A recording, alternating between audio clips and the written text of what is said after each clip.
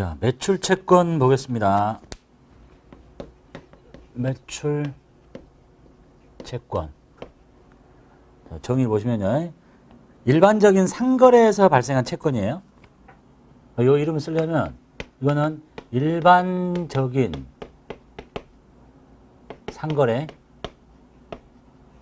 상거래에서 발생한 채권인데 채권은 받을 수 있는 권리가 외상 매출금과 받으러움으로 구분된대요.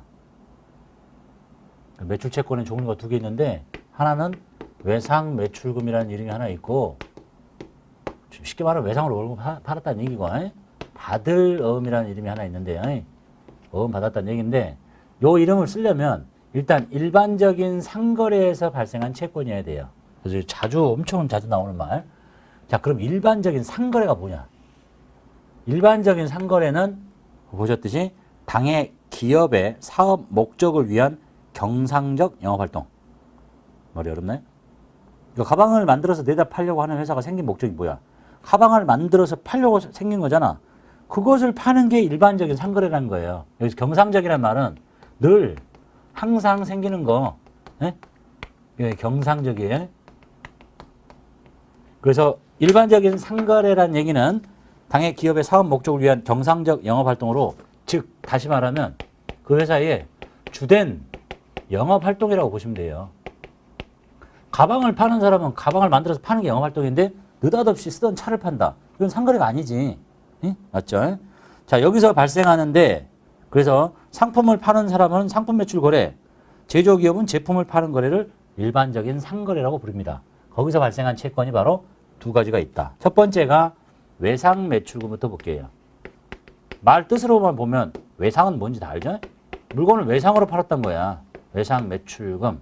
여기도 코드 번호 붙어있으니까 잘 암기하시고.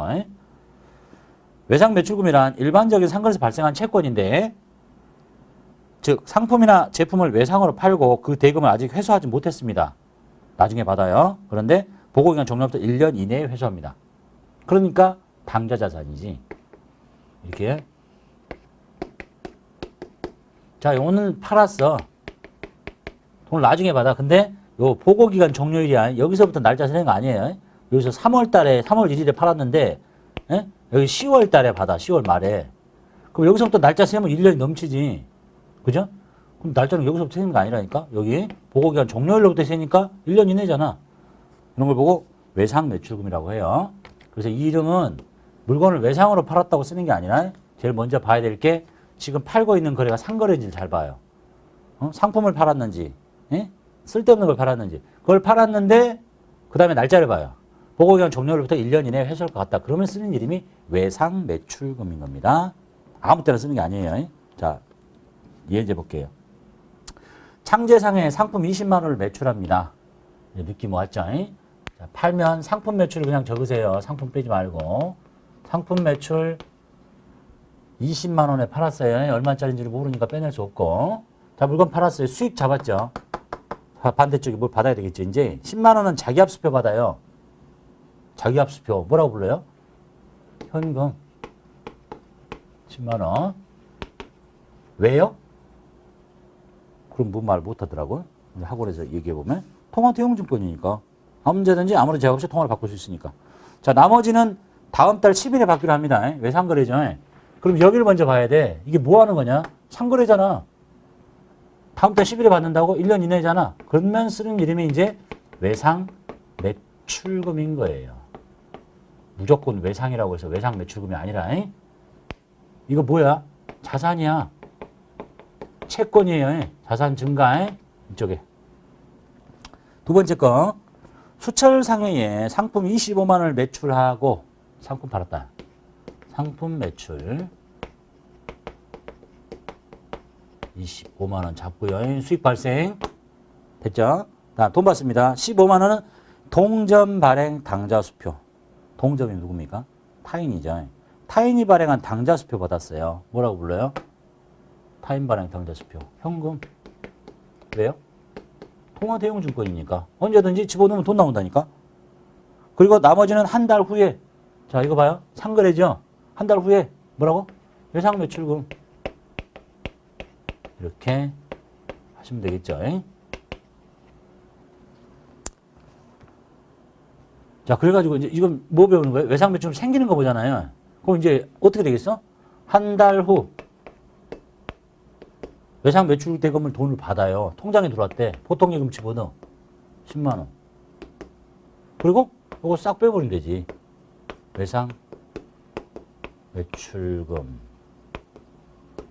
그래서 이렇게 생겼다가 상거래한 걸 팔고 돈을 한 달 후에 보고기간 종료부터 1년 이내에 받기로 하고 생겼다가 진짜 날짜 돼서 돈 받아내면 이거 끝인 거예요. 받을 어음 보겠습니다. 받을 어음. 어음 받았다는 거지 이게. 받을 어음. 자, 아무 때나 쓰는 게 아니에요. 어음 받았다고. 일반적인 상거래에서 발생한 어음상의 권리예요. 일반적인 상거래에서 발생한 그냥 채권은 외상 매출금. 근데 종이떼기인 어음을 주네요. 어음상의 권리. 이때 쓰는 이름이 받을 어음이에요. 그리고 그 지급기일이 보고기간 종료로부터 1년 이내에 도래합니다. 자, 어음은 이렇게 종이를 받으면 어음 금액이 100만 원짜리야. 지급기일이 써 있어요. 몇 년도 몇 월 며칠까지 어느 은행 무슨 지점에서 지급하겠습니다. 이렇게. 그날까지 지급 안 하면 이제 부도 나는 거죠. 그 지급기일이 보고기간 종료로부터 1년 이내에 도래하는 거예요. 그러니까 여기서 보여주듯이 어음을 여기서 받았는데 어음 판 날짜는 3월 달이야. 어음이 다음 연도 10월 달이야. 그럼 여기서부터 날짜 세서 1년이 넘친다 이게 아니에요? 여기서부터 된다니까. 여기부터 6월 달밖에 안 남았잖아. 이렇게 날짜는 항상 보고기간 종료로부터 세요. 자, 어음의 종류에는 이제 약속어음과 한어음이 있는데 우리는 그냥 약속어음만 봐두시면 됩니다. 한어음은 거의 무시하셔도 되겠고 거의 볼 일 없으니까. 자, 사례를 먼저 설명할게요. 자, 이제 교보 최대리가 출판사를 하고 있죠. 최대리가 이제 교보에 책을 납품을 합니다. 얼마 납품했냐? 100만 원 납품했어요. 얘는 열심히 이제 팔고 있겠지. 그러면서 이제 뭘 주냐면 약속어음을 줘요.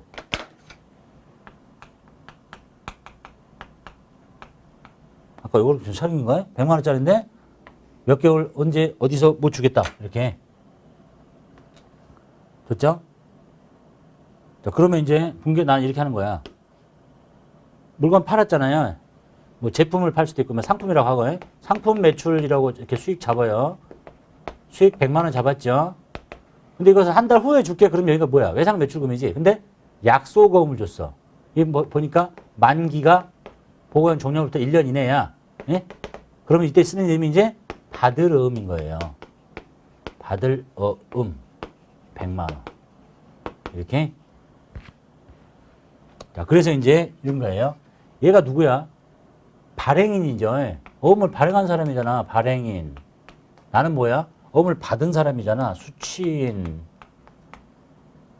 얘가 채무자죠. 빚쟁이야. 돈 갚아야 될 사람이고 나는 채권자라고 이렇게 표현할 수 있겠네요.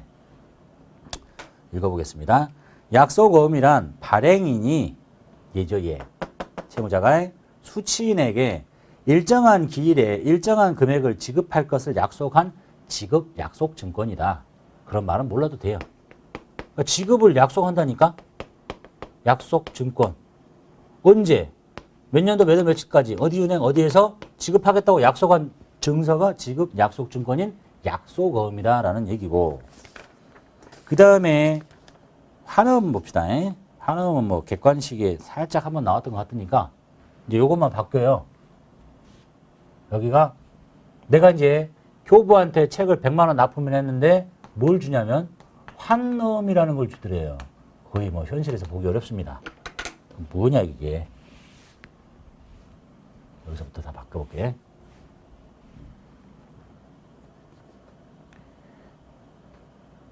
자, 내가 이렇게 교부에 납품을 했는데 얘가 환어음 줘요. 환어음은 얘가 지금 일단 발행인이죠. 어음을 발행한 사람이고 내가 수취인인 건 맞아. 근데 이 어음 딱 보니까 돈 주기로 한 사람이 뭐 교보가 아니야. 인터야? 인터파크야? 뭔 일이래? 그럼 이 둘 간에 뭐가 이유가 있겠지. 그래서 나는 이제 얘를 찾아가요. 야, 인터파크야. 내가 교부한테 책을 100만 원 납품했는데 네가 돈 주기로 한 이 어음을 주더라. 이 환음에. 이 사람이 이제 무슨 이유가 있겠죠? 그럼 이 사람이 이제 여기서 그래 맞아. 그리고 서명을 합니다. 그래서 인수 사인한 거예요. 그래서 인수인이라고도 불러요. 이 사람을 인수인.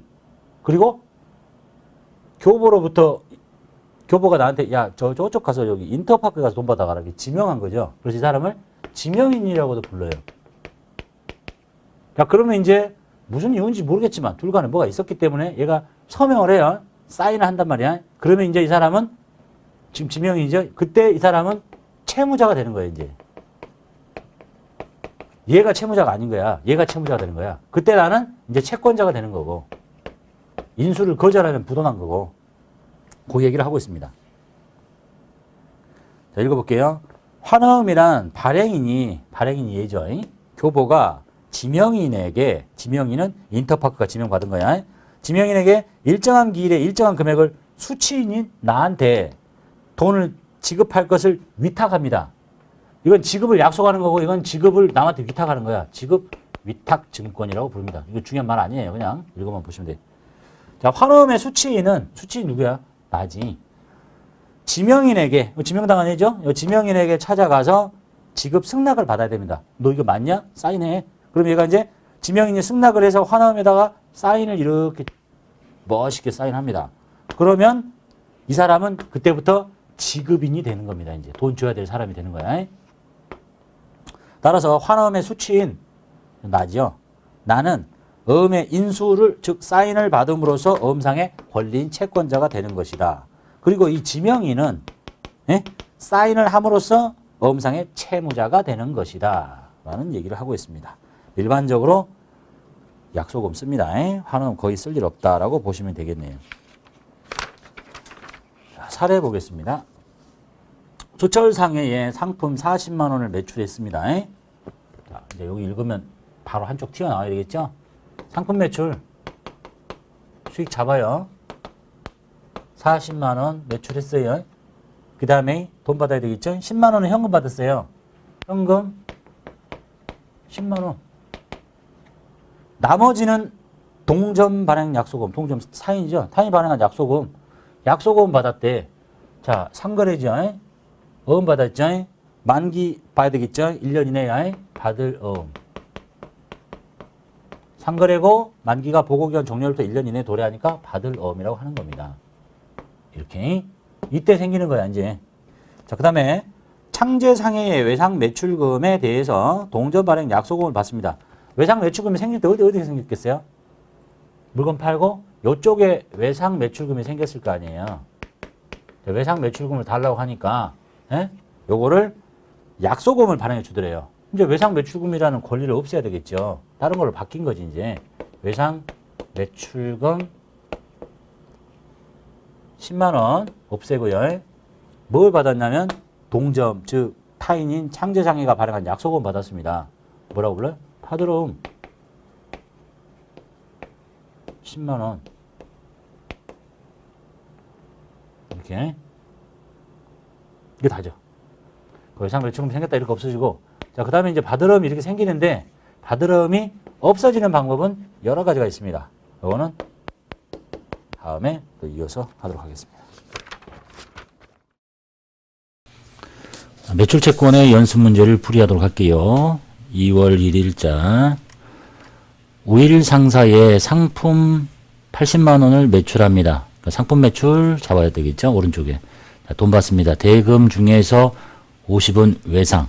상거래이죠. 외상 매출금. 잔액은 자기압 수표. 통화대용증권이니까 현금. 이렇게 하시면 되겠네요. 자, 대변에 상품 매출. 금액은 80만 원. 왼쪽에 돈 받습니다. 외상 50만 원 외상이죠. 외상 매출금. 그리고 이제부터는 이 외상 매출금 채권이니까 여기에 거래처를 걸어야 돼요.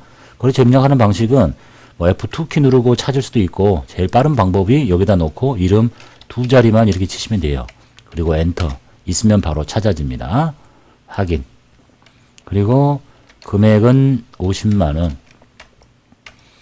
그리고 나머지는 자기압수표 통화대용증권이죠. 현금 하고 이렇게 엔터 치면 거래처가 복사가 되네요. 이건 거래처가 걸린 게 아닙니다.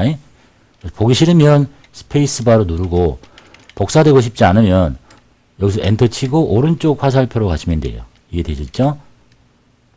공식적으로 답이 없는데 거래처를 걸어야 될 때 만약에 걸지 않으면 어떻게 되느냐. 문제 하나가 보통 3점인데 공식적인 발표는 없지만 안 걸면 감점이 1점 정도 되지 않느냐 이렇게 보고 있습니다. 그래서 불필요한데 다 걸어도 상관없어요. 시간이 낭비되는 거지. 다만 이렇게 하면 안 된다는 얘기예요. 불필요한데 걸고 그 다음에 쭉 엔터 치고 이렇게 복사를 받았다. 이거는 거래처가 걸린 게 아니에요. 거래처는 숫자로 있어야 돼. 컴퓨터는 여기를 보고 판단하는 겁니다. 이건 여러분이 보라고 놔둔 거야. 그러니까 이건 거래처가 안 걸린 거예요. 그래서 저는 답안 표시할 때 필요한 데만 입력하도록 하겠습니다. 이렇게. 이해되셨죠? 그리고 거래처를 입력할 때는 이름 두 자리 치는 거 아시잖아요. 우위하고 엔터 쳐서 이렇게 찾으시면 돼요. 다음부터는 이름 안 치고 여기 F2키 눌러보면 거래처들이 제가 일부러 거래처를 이름을 지을 때 입력하기 편하도록 해놨으니까 여기 지금 제일 빠른 게 101번이죠. 1, 2, 3, 4, 5, 6, 7, 8, 9, 0 보니까 이거 1, 2, 3, 4, 5, 6, 7, 8, 9, 0이라고 돼 있죠. 그래서 U1 하면 101번 이렇게 입력하도록 할게요.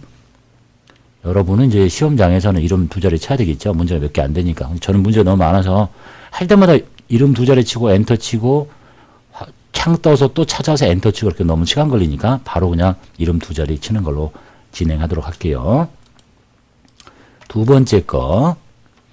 진위 상사에 상품 120만 원을 판매합니다. 자, 여기까지 읽으면 이제 오른쪽 분계 보이시죠? 상품 매출. 팔았어. 돈 받아야 되겠지. 50은 진위 상사 발행의 당좌수표. 즉 타인이 발행한 당좌수표죠. 나는 뭐예요? 통화 대형 증권이니까 현금이라는 얘기를 달리 하고 있는 겁니다. 잔액은 외상. 상거래니까 외상 매출금. 대변에 상품 매출 120만 원에 차변 치고 진위상사 발행 당좌수표 통화 대형증권이니까 현금 금액은 50 그리고 나머지는 외상 매출금 거래처 진위 이렇게 걸어서 입력하도록 하겠습니다. 3번 우일 상사에 상품 300만 원을 판매합니다. 상품 매출 300. 돈 받았네요. 받아야 되겠죠? 200은 현금 200, 잔액 외상. 나머지 외상 매출금. 2월 3일자 대변의 상품 매출 300. 차변에 현금으로 200. 엔터 치고 나머지는 외상 매출금. 이 외상 매출금도 굉장히 자주 쓰이니까 번호 외워두시는 게 좋겠습니다. 우일 첫 번째 외상. 그 다음에 네 번째 거. 진위상사의 상품을 200만 원에 매출합니다. 상품 매출 200. 돈 받네요. 100은 현금, 잔액은 외상. 대변에 상품 매출 200, 차변에 현금이 100, 잔액은 외상 매출금, 그렇죠? 두 번째 거. 5번 매출처 우일 상사의 외상 대금 50만 원이 이제 외상 대금이 있다는 얘기는 외상 매출금이 지금 있었다는 얘기네요. 이것이 보통예금 계좌 입금이 돼요. 외상 매출금이 사라지는 거래네요. 그래서 차변에 보통예금에 돈 집어넣고 50 반대쪽에는 뭘 없애야 돼요? 외상 매출금을 없애고 거래처를 걸어서 없어져야 되겠죠. 외상 매출금이 사라지는 거래. 여섯 번째 진위상사의 외상 매출대금을 자기압수표로 받습니다. 외상 매출대금이라는 얘기는 외상 매출금이 사라지고 자기압수표로 돈이 들어온다 라는 얘기네요. 차변에 자기합수표는 통화대금증권이니까 현금이라는 얘기겠죠. 70만원 집어넣고 대변에 외상매출금 진위상사 걸어서 빼주시고 그 다음에 7번째 상품을 우일상사에 외상으로 판매한 금액 외상으로 판매한 금액 이 말이 뭐야? 외상매출금이라는 얘기를 설명하는 거죠. 외상매출금 이것이 보통예금 통장에 입금이 됩니다. 똑같네요. 차변의 보통예금 금액이 100만원 대변 치고 외상매출금 우일상사 걸어서 빼고 8번 거래처 진위상사의 외상매출금 50만원을 전액 현금으로 회수해서 당좌예입했다. 당좌예금 계좌에 들어왔다. 결국은 현금이 증가한 게 아니라 당좌예금이 증가해야 된다라는 얘기입니다. 차변에 당좌예금을 늘려라. 금액은 50. 대변에 외상매출금을 빼고 거래처를 걸어주시고 문제 9번 받으러부터 보겠습니다. 매출처 우일상사의 상품을 150만원에 판매했습니다. 상품 매출 대금 중 100만원은 약소거음 받았습니다. 상거래죠. 그러니까 이게 받을 어음이란 얘기고 잔액은 외상, 그러니까 외상매출금 받을 어음 생긴다는 얘기네요. 대변에 상품 매출 잡고요. 150 차변에 받을 어음 거래처 걸어야 되겠죠. 이거 채권이니까 우일상사 첫 번째 금액은 100 복사받고 외상매출금 우일상사 그리고 이렇게 복사받으면 거래처가 걸린 게 아니니까 반드시 숫자를 다시 입력해 주셔야 되겠습니다. 10번 진위상사의 상품 2천만원을 매출합니다. 상품 매출 돈 받겠죠. 대금 중에 1,000만원은 약소거음이고 이 거래가 상거래니까 받을 어음이란 얘기고 잔액은 외상 똑같은데 어음의 만기 날짜 좋습니다. 다음 연도 3월 31일 이렇게 생각하시는 분이 많은데 2월 1일부터 시작해서 1년이면 내년 뭐 2월 9일 내지는 10일인데 한 달 더 많네. 그럼 이건 장기 아니냐 이렇게 물어보시는 분이 많은데 장단기의 구분은 이 거래가 발생한 날짜로부터 세는 게 아니라 보고기간 종료일로부터 하는 거예요. 보고기간 종료일 이 회사의 보고기간 종료일은 1월 1일부터 12월 31일이 회계연도니까 이날로부터 따지는 거예요. 왜냐하면 이 날짜의 재무상태표를 보고할 거니까 이 날짜의 상태로 보고하는 게 아니라 이 날짜로 보면 장기지만 결국은 이 날 현재의 재무상태를 보고할 거니까 이날로 보면 3개월밖에 안 남은 거죠. 그래서 그냥 받을 어음이에요. 장기 받을 어음이 아니라. 그래서 10번에 상품 매출에 뜨니까 대변의 상품 매출 금액은 2천만원 차변에 받을 어음 거래처 두 번째 거 걸고 금액은 1,000만원 그리고 잔액은 외상이니까 외상매출금하고 102번 똑같이 입력하시면 되겠네요. 11번 우일상사의 상품을 200만원에 판매합니다. 상품 매출 120은 현금 잔액은 동점 발행 약소금 즉 타인이 발행한 약소금은 뭐예요? 상거래면 얘도 받을 어음이라는 표현을 하고 있습니다. 11일자 대변의 상품 매출 200만원 차변의 현금으로 120만원 받을 어음으로 거래처 걸고 우일 80만원 이렇게 하시면 되겠네요. 12번 진위상사의 외상매출금 50만원을 동점 즉 타인 진위상사가 발행한 약소금으로 받습니다. 외상매출금을 회수하는 거라니까 외상매출금 이렇게 빼고 약소금 받고 이렇게 하시면 되겠죠. 일단 대변에 외상매출금을 뺄게요. 거래처는 걸어서 빼야 되겠죠. 금액은 50 차변에 약소금 받습니다. 진이라고 똑같이 입력해 주시면 되겠네요. 13번 서삼상사의 상품을 200만원에 매출합니다. 상품 매출, 그 다음에 100만원은 현금, 잔액은 약소금 만기 1년 이내짜리. 혹시 시험에서 이렇게 만기 같은 거 제시 안 하면 다 단기라고 가정하십시오. 원래 줘야 되는 게 맞죠. 그 다네요. 대변에 상품 매출 200만원에 차변에 현금으로 100을 받고 나머지는 약소금, 받으러움, 거래처 세 번째 거 이렇게 입력하시면 되겠습니다. 그리고 이제 해설의 끝부분 중에 여러분 시험 문제 중에서 어떤 거는 거래처를 걸어야 되고 안 걸어야 되고 그냥 다 걸어도 상관없다고 말씀드렸죠. 반드시 걸어야 되는 것들만 빼먹지만 않으시면 돼요. 그래서 어떤 계정 과목은 걸고 어떤 계정 과목은 걸지 말아야 되느냐를 또 다 알려주면 그것도 일종의 불필요한 암기사항이 되는 거니까 그냥 걸어야 될지 안 걸어야 될지 이해가 생각이 잘 안 난다. 그럼 거시면 돼. 찾아갖고 있으면. 하지만 책에 이제 써드렸듯이 수익이나 비용의 모든 계정 과목은 다 거래처를 걸지 않는다.